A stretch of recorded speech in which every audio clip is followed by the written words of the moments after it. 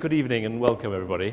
One of the great pleasures of working in the museum world when you work with other specialists is you realize that people in different areas from you look at works of art completely differently, see completely different things in them. Nevertheless, it did slightly take me by surprise on the opening evening of this exhibition, which is really devoted to British perceptions of Tipu Sultan, that one of our guests, our friend Dr. Vandana Bhandari, commented some wonderful images of textiles.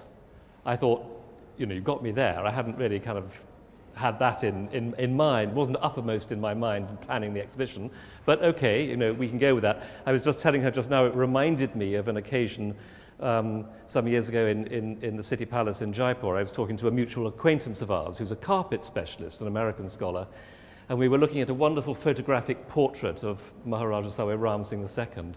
And Steve Cohen said, I've always loved this photograph. And I was a bit taken aback. I said, Steve, I didn't know you were so interested in photography. He said, no, I know the carpet. Well, as I say, people see different things. Vandana and I have worked together in Jaipur as well. She did a wonderful book for that museum, Rajasthani Textiles at the Jaipur Court, which I strongly recommend. It also has many of those same Ram Singh images. But this evening, we're in a different part of India and a different court. We're going to be looking as far as we can through images, some of which are naturalistic, some of which will reveal to be rather fantastical, at textiles in the Mysore court. But I'm going to start by asking Vandana to put this in a bigger context about how we learn about textiles from works of art. Thank you, Giles. A very warm welcome to everybody and such a pleasure to be here. I can see among textile enthusiasts with all the lovely clothing that you're wearing. Recently I was just reading an article about Nachiket Barve, who's a very well-known costume designer and who got the Best Costume Design Award for his film Tanaji the Unsung Warrior. And I was discussing this with some students and they said, so where would he get his inspiration from? How did he get his inspiration? And of course, we know that there are so many sources of inspiration, sometimes which are authentic and sometimes which are just poetic fantasy.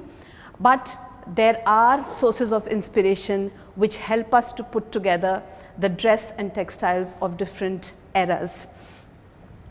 In India, we have dress going back to the Indus Valley civilization, and one would wonder, how does one piece together what were people wearing at that point of time? And we have one beautiful image of the king priest, which I'm sure all of us have looked at in our 8th class history books, the dancing lady and from Mohenjo-daro and the king priest. And the king priest on his left shoulder drapes a piece of cloth which has the trefoil pattern. So we do not know whether that was printing, we don't know whether that was weaving, was it embroidery, but we do come to know that people were draping something on their bodies. We do come to know that ornamentation was important, and then from the cotton spindles, from the cotton seeds, evidences of different archaeological times, we realize that cotton was known to us. From a piece of textile that was found attached to a copper jar, we come to know that natural dyeing was known to us because that's a colored piece of cloth. So just looking at different literary, archaeological, visual resources, it really brings us to some type of understanding and helps us to create, so to speak, an image of what people may have been wearing at that point of time. Not shown here, I don't think we see it here, but in Tipu's court at Seringapatam in southern India, very close to Mysore now, there are beautiful wall paintings, and those perhaps more realistically, Giles, what you said, that this was the Britishers' interpretation, showcase what people of that period may have been wearing. And let me tell you, they do not resemble the Tipu that we see in this gallery. He was much more colorful, he was much more ornamental, the clothes were richly woven, and the jewelry was much more, and it's very different from what we see, what the Britishers have actually produced of the paintings of Tipu Sultan. And I do urge you to look at Giles' book on the subject, where we can see that. And not just there, from the 6th century, the Ajanta Ellora paintings, the Bagh caves, we find so many evidences of how bandhani was used, how ikats were used at that point of time, how gold embroidery was done. And this is, I've written a whole book on gold and silver embroidery, and very often scholars will say that this came from Persia. And I say, just look at the Ajanta paintings. There were the gold embroidered clothing with us in 6th century BCE, is CE. So really there are so many evidences. It just, every time we start researching on a new topic, it's endless. There is so much literary evidence, there is so much material available in museums. For instance, when I first came to this museum, what Giles was mentioning, and I looked at the Tanjore paintings, and I said, oh my God, I could have a student just do a whole PhD on this region, because there are such beautiful paintings and very authentic, very realistic works of art. So we're going to start with the first painting of Tipu Sultan, and I'll let Giles talk a little bit about this. Well, let me start by telling you how this image was made, so you know, as it were, how trustworthy it is, and then I'm going to ask Vandana to describe its textiles. Because she's mentioned, by the way, in the book that comes with this exhibition, there is a chapter on the wall paintings at Srirangapatna. Obviously, we couldn't drag the walls to Delhi to show them alongside these English images, but we could photograph them and put them in the book. So there's a chapter by Savita Kumari on the wall paintings, which indeed are the sort of Indian counterparts to these images. Not all of the English images are equally untrustworthy. This is an English image, but it's drawn and published by a very enterprising British publisher called Edward Orme, who was active around 1800. But the bit that intrigues me is that it says, under Tipu Sultan, it says, from an original picture in the possession of the Marquis Wellesley. Well, the Marquis Wellesley was the Governor General at the time of Tipu Sultan, and if Wellesley had a portrait of Tipu Sultan, that must have been an Indian court painting, because no British artist had access to the Mysore court. See, a very different story in Lucknow and other places, Arcot, where you have portraits by British artists of the Nawabs or whatever. There is no authentic contemporary picture by a British artist of Tipu Sultan. So Wellesley must have had an Indian picture, and Orme has copied it. Okay?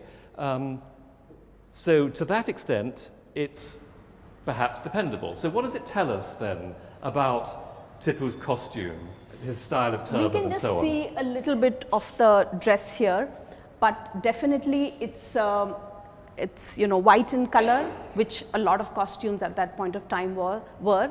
At another exhibition at the Victoria Albert Museum, they showcased a portrait of Tipu wearing a green dress, and the caption with that went that it was probably because of his because he was a follower of Islam, and he wore a fully green jama and a green turban with that. Much in the Maratha style, the cut of the dress was similar, but deep green in color.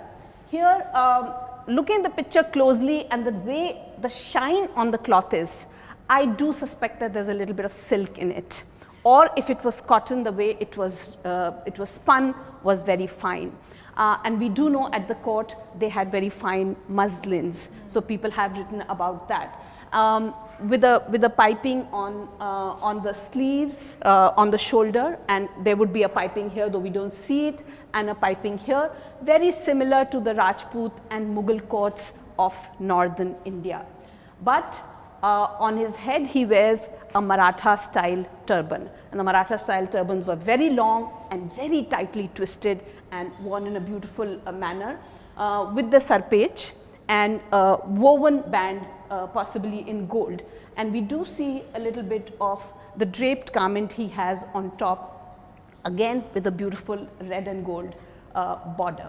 So known portraits of Tipu Sultan often have a certain kind of resemblance to each other, which again, I think is grounds for confidence and perhaps suggests that they have a common source, that there was a kind of typical image that circulated of Tipu Sultan. So this is an Indian painting, a Deccani painting, probably from slightly later, from the middle of the 19th century.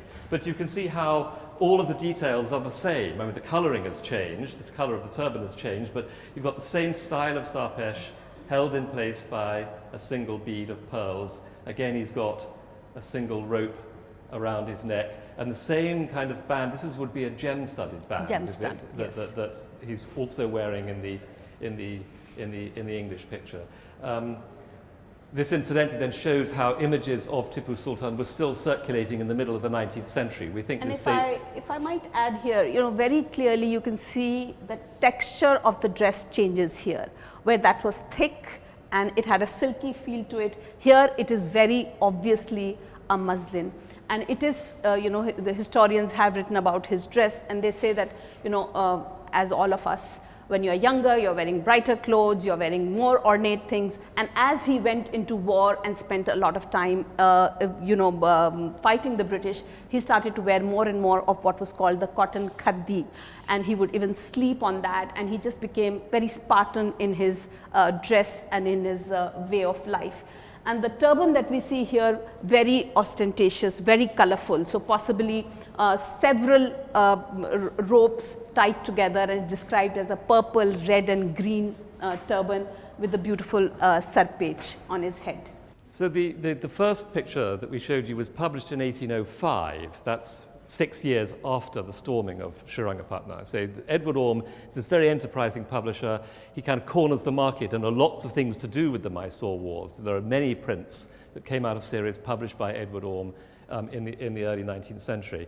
But as I said, that image I think was based on an authentic Indian painting. What happens when an artist does not have a source like that?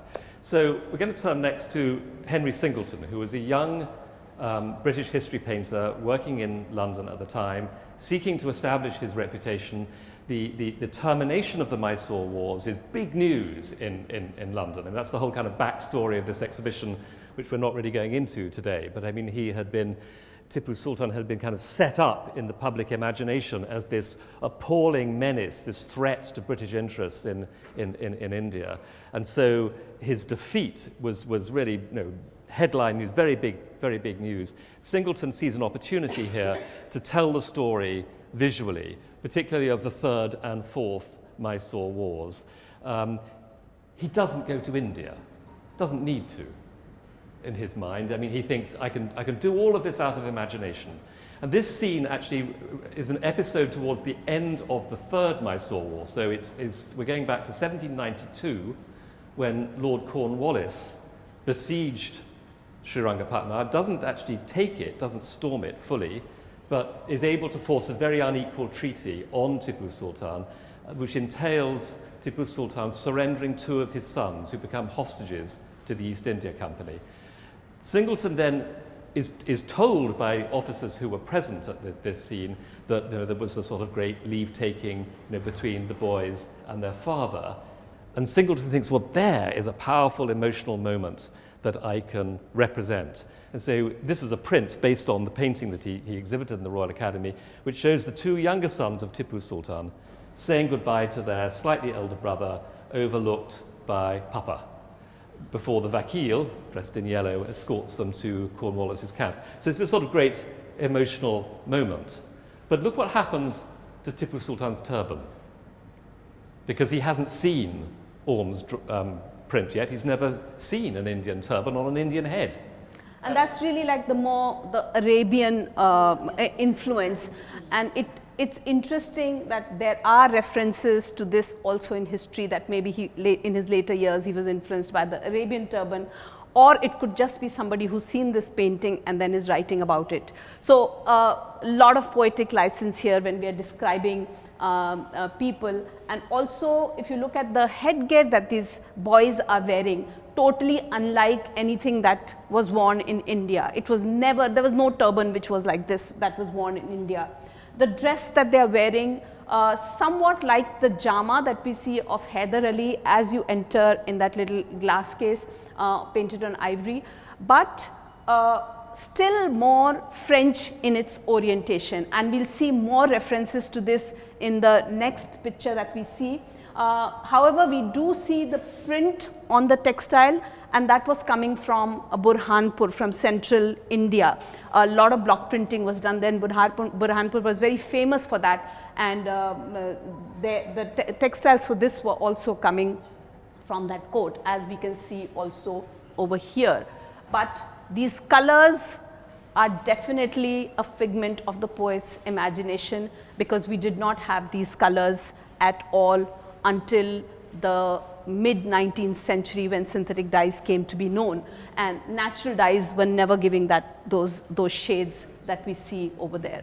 So for me as an art historian, rather than specifically as a textile historian, the picture is interesting as marking a moment in what I would call the visual literacy of India. You have to imagine, it's very difficult for us to get hold of this idea now, because our world is saturated with images. We each take 100 images a day. But if you go back to 1800, in spite of the fact that the company had been around for 200 years, very few people in Britain had very much visual sense of India at all. This is a period when, okay, Thomas Daniel is beginning to produce prints which show the scenery, bits of the architecture and landscape and so on. But just a few years before that, there was very little at all, except totally imaginary scenes done, which are made from written descriptions. You know, somebody might write a description, say, of a Hindu temple, and then an artist who's sitting in Britain or somewhere else in Europe does a constructed scene based on what they know, and that was Vandana's point about, you know, where this turban might have come from too. And this is again from the same scene, and now we see some women over here, and just imagine that this is a Islamic court. It's a Muslim court, and look at the dress of the women. Absolutely unbelievable that the woman would be wearing something like this. A, B, that any man would have, man or woman would have actually seen them, even if they were wearing, even if they have imported these clothes from, you know, England or from France. No one would have actually seen them wearing this. But the muslin is there, the depiction is there, but it all looks a little bit like the French court. If you look at the paintings of that period, what were being worn in France, this is what we would start to see. And about the same time, we have the Tanjore paintings, where we see some women who are Muslims who are depicted, and you'll see the difference in the clothing of these people. So this work is by an American artist called Mather Brown, who was based in London. And yes, he obviously figured out, well, if the boys, two little boys in 1792 said goodbye to their father, they must have said goodbye to their mothers as well. And that could be an even more affecting scene. It's tapping into a kind of tradition within particularly English and French history painting at the time to select moments of heightened emotion. And so, you know, he's not showing the siege, he's showing the consequence of the siege, which is about the more personal moment of the boys being separated from their parents. But yes, Mather Brown didn't bother to go to India either. There isn't even an account of this happening, not surprisingly. He just sort of figured it must have happened. They must have said goodbye to their mothers. But obviously you can tell he's got no sense really of how, as Vandana was hinting, you know, of how a zenana functioned.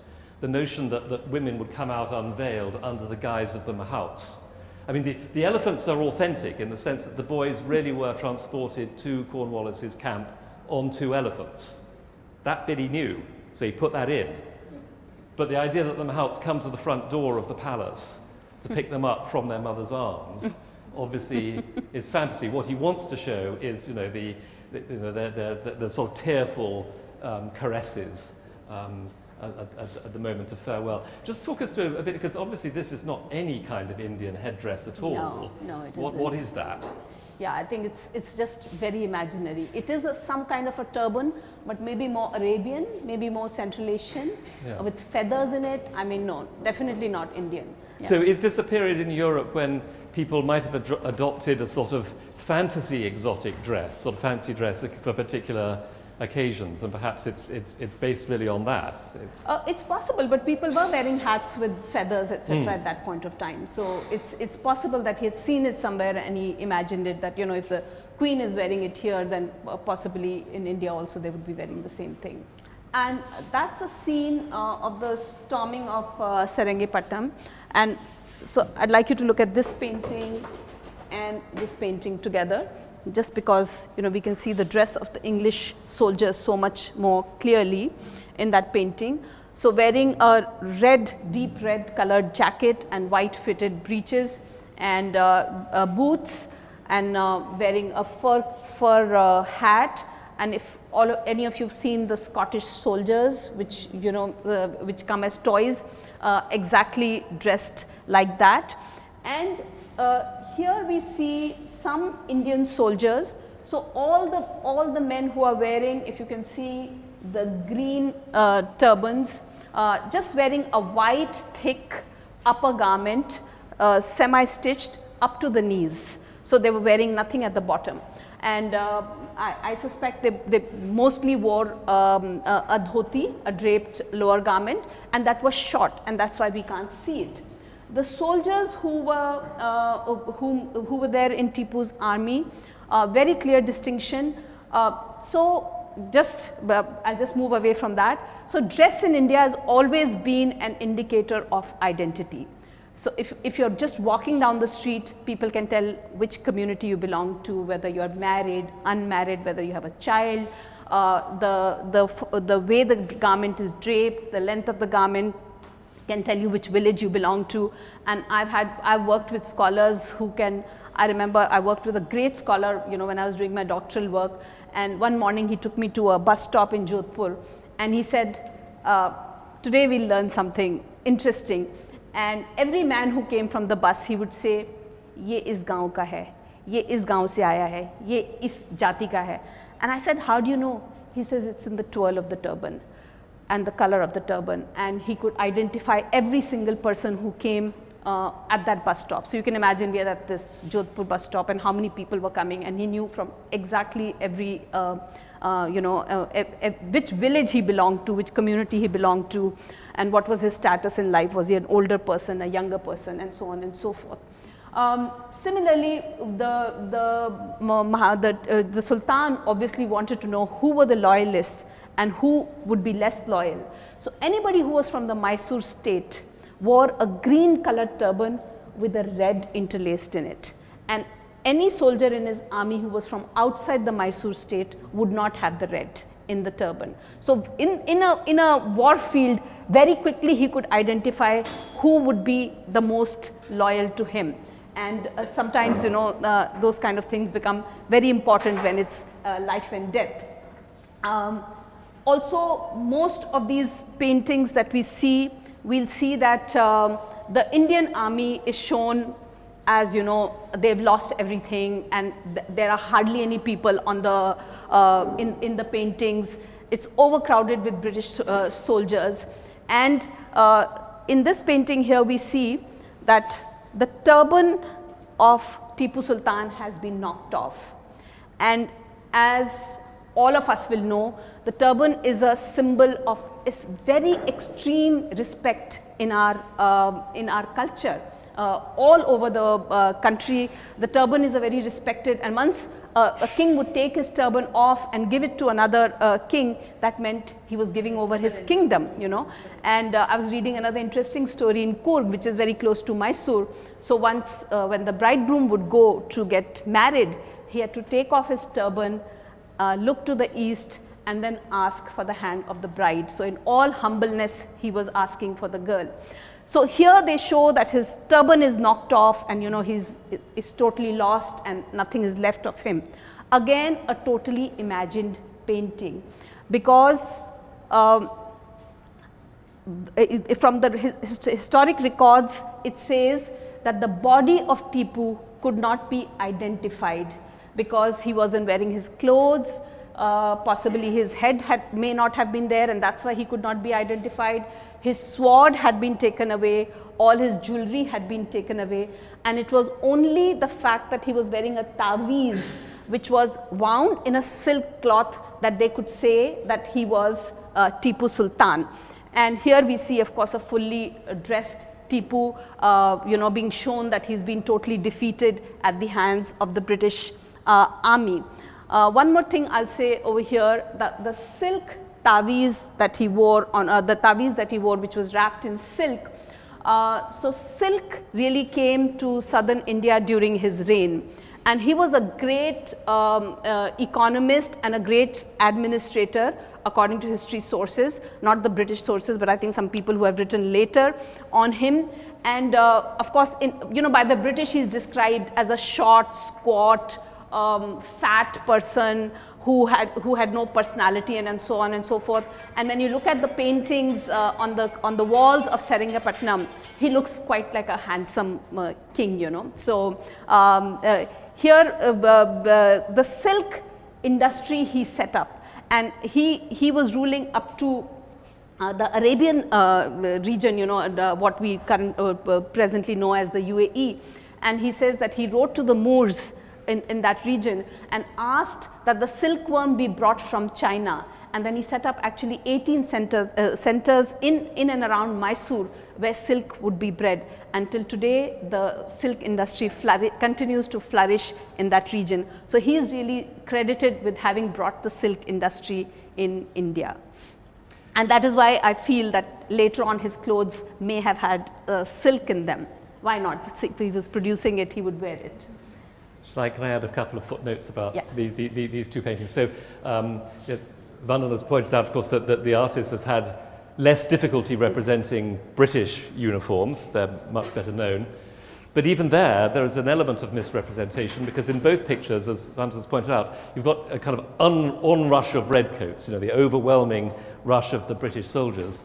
The majority of the forces on the British side in 1799 were Indian, obviously. They're East India Company sepoys. And they don't feature in these works at all. They're created, the large work behind, made by, again, a young, ambitious artist called Robert Carr Porter, in far too much of a hurry to actually go to India. And the painting on which this is a print, of course. I mean, it's a 9-foot print. But it represents a painting that was 21 feet high and 120 feet long. Oh. I mean, imagine the size of that. He painted it in 6 weeks, in a sort of frenzy of activity. And he exhibited it on a semicircular screen set up in a theatre. I mean, the other paintings here, they're Royal Academy pieces. You can't get a 120-foot painting into the Royal Academy, obviously. But it gives you a sense of the commerce involved, the opportunism involved, the drama, the theatre involved in this, that Robert Carr Porter sees an opportunity to make his career by producing this enormous painting, which, as it were, purports to bring the Battle of Srirangapatna to the streets of London. It helped him hugely that Lord Harris, who was one of the supreme commander of the final assault, saw it in London and said, yep, that's exactly how it happened, just like that. So he gets this kind of stamp of approval, and everybody forever after thinks that this is an authentic depiction of the storming of Srirangapatna. As I pointed out, it isn't really, even from a British perspective. And again, I think the narrative continues. The body of Tipu Sultan is brought from the battlefield into his house, and again you can see that the depiction is probably not really correct, but he is shown to be wearing his jama, Lego mutton sleeves, which I suspect were very French, and a beautiful armlet that could have been real over here, but wearing a green waistband and some jewelry. But the fact is that he wasn't found with his clothes, but obviously they wanted to depict him like that, and his courtiers, etc. I feel this is a more real depiction of the colors of what his court was wearing at that time. So the red, the green, and the colorful turbans that they were wearing.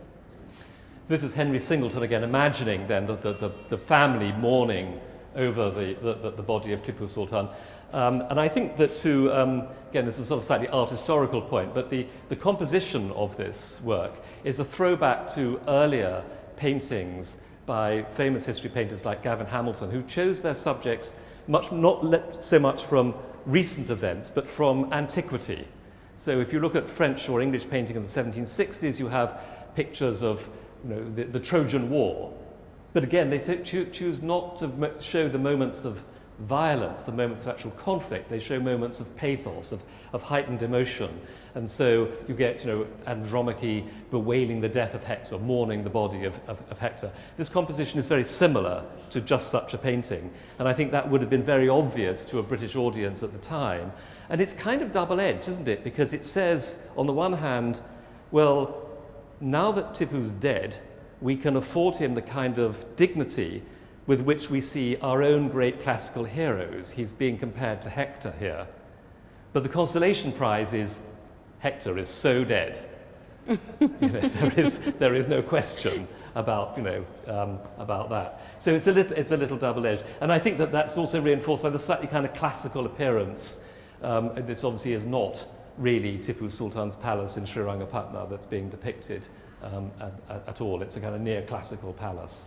So I just explained, I put these paintings into the exhibition. These are not from Mysore, they're from Tanjore, but they're here for a reason. I pointed out that what I would have liked to have done was juxtapose the British depictions of the battles with the Indian ones, but they're murals, so I couldn't do that. Put them in the book, couldn't put them in the gallery. And so it struck me as we were putting it together that it was overwhelmingly an exhibition of English art. Where's the Indian art here? And where are the depictions of ordinary Indian people of the period and the region? Well, if you move not very far, you move just to Tanjore, slightly southeast, that was a British protectorate at the time. And so you got a school of company painting, that's to say, works made by former court artists, but working really with a view to selling to Britons, to Europeans, but Britons who are around. That's what company painting is. And so you get subjects that you wouldn't get in normal court painting, like a potter, much more of interest and an appeal to a foreign sensibility. But just as they show, they're paintings which they're from what we call a trades album. They're designed to show people going about their trades, their professions, and sometimes at the lower end of society. But they also happen authentically to depict their clothing. Right. So if we look at this painting, I think it brings us to the point, the most important debate in the study of dress, stitched versus unstitched. And we know that for a large part of our history, we have worn unstitched and draped clothing. So whether it was the man and the woman, it was the uttariya and the antariya which was worn. The men would wear it over the shoulder, the women would drape it around their bodies and wear it as a loose skirt as a lower garment. Later it became a single piece of garment and then it was draped, and the skirt and the choli as we know it came much later. I think the first references to that we find in the Gupta period by the 5th century. But the absence of stitched clothing did not mean that we did not know how to sew, because we do find needles in the Indus Valley civilization. So what were they doing with needles if they were not sewing? They were either embroidering or they were sewing. And if there is a needle, I suspect they were also making garments out of that. Some form of sewing was going on. So we knew stitching very early in time, but the weather in India was just not conducive to wearing stitched tight clothing, and people so much more preferred the draped loose clothing. The other reason for not wearing stitched clothing was that cloth was considered to be sacred, and to cut it was just not considered good.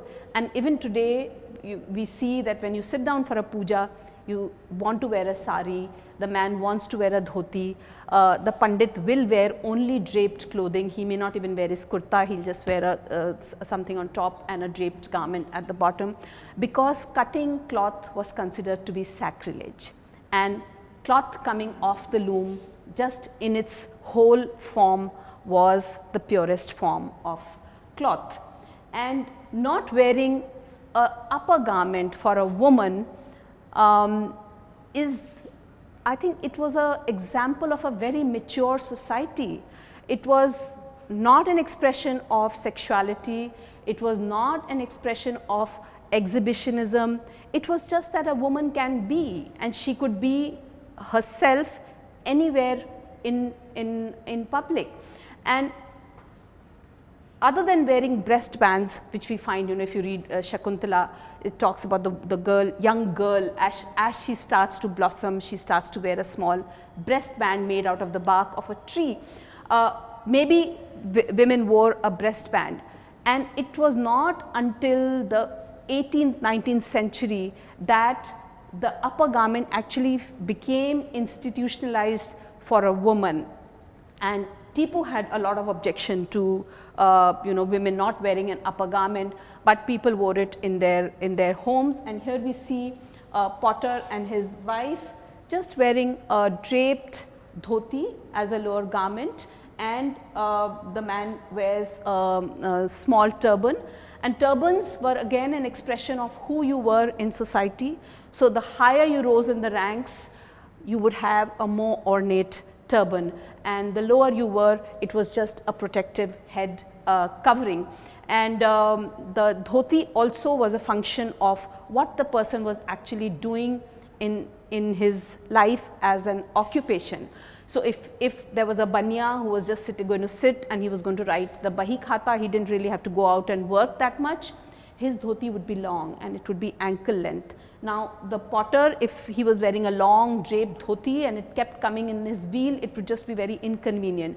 So clothing was always a function of what you were doing and what was your need. It served a need. It wasn't just, it was designed to serve that need.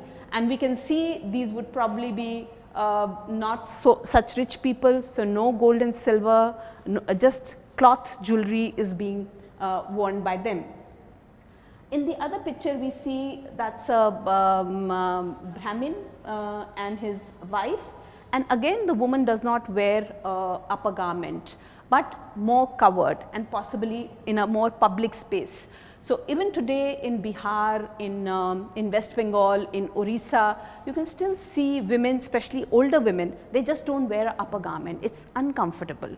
And also there was a point of time when it was only women who wanted to show off their sexuality. So a certain set of women in society who would wear the bra or who would wear the blouse, because it was said that wearing that garment actually accentuates your breasts, and women from good homes did not wear a stitched garment. I think it was just very uncomfortable also. As you see women getting older, it was like the bra burning ears, you want to get rid of all that discomfort, and possibly that is why they did not wear that. And here she starts to wear the navy style of dress, that is taking the dress between the legs and draping it over her body. Whereas the man we see with, he's a priest and he's wearing a yellow colored, possibly block printed garment on his shoulder, much like what we would see any of the priests wearing today. So that's the beauty of these clothes, and that's the beauty of India, I think, that we don't have to imagine things. When we look at a painting, we know that this must be a priest, because we have such a living heritage today and people continue to actually use these clothes for their daily lives. The other thing about this painting is the jewelry that this woman is wearing. So she wears gold, she's wearing a matha patti, she wears the beautiful the golden piece which the dancers would wear, still worn in the south, and gold jewelry and rudraksh jewelry on her hands and around her neck, but on her feet she wears silver. And it was said that it was only the kings, and I can see her smiling because she knows this, that unless you were the king, you could not wear gold, and gold had to be given to you by the king, by the royalty, for a woman to use it on her feet. Everybody, you could be the richest person in town, you had to wear silver on your feet. It was only the royalty who could wear gold on their feet, because gold was considered to come from the gods. and ordinary people could not wear it on their feet. You couldn't sully it by doing that. And just more images. Again, you can see these are saris which you can still find in South India, the same colors, the same borders, the same style of dressing, and in South India a lot of people will still drape their garments like that. And as here we see she's wearing a printed blouse, and with that a certain level of sophistication also in the turban of the man that is coming in. This is the carpenter. So just working class people, here is a carpenter and his wife, and do take a look, close look at the printing in the sari.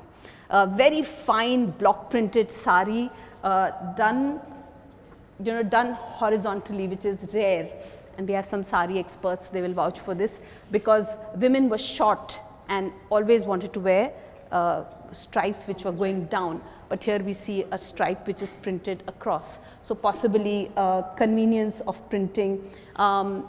Sometimes you also see this in the holy cloths.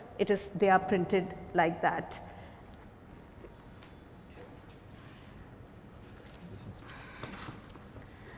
And then we see a change. So those were all visuals of Hindu people, and here we see a Muslim couple, and you can suddenly see the change in the dress. The man is not wearing the lower garment as a dhoti, it's worn in a tehmat style, and the colors have changed, and the woman also, she's wearing like a long, like a jama, almost like a jama style of a dress, longer with chudidars. Also possibly the period has changed at this point of time, and women are dressed differently. And a painting like this really tells us that what we saw earlier of the court of Tipu, where the women were wearing different clothes, could not really have been real. And these again, I suspect, would have been, the painter may not have seen this woman, because the woman would not be out like that. And till today we'd be surprised when we live in Delhi and we live these lives. I recently had a student who did her doctoral work in Bhuj, and she was working with the Muslim community. She doesn't have a single photograph of any of the women, because that was the condition under which they let her get inside that village, and she worked there for 7 years, did her doctoral studies there, and eventually she said they learned to trust me, so I got a group picture, but all you can see is cloth on that picture, because they all covered their faces with cloth, but that was all that she was allowed to take out. So dress, really the history of dress continues, I think, to play such an important part in our lives today, and continues to be very meaningful for all of us living in urban cities, and as also in other parts of India. Well, I'm going to thank Dr. Bhandari very much for giving us this wonderful insight. As I say, it's so refreshing to come up with a particular perspective, a different perspective. Thank you so much, Jayat.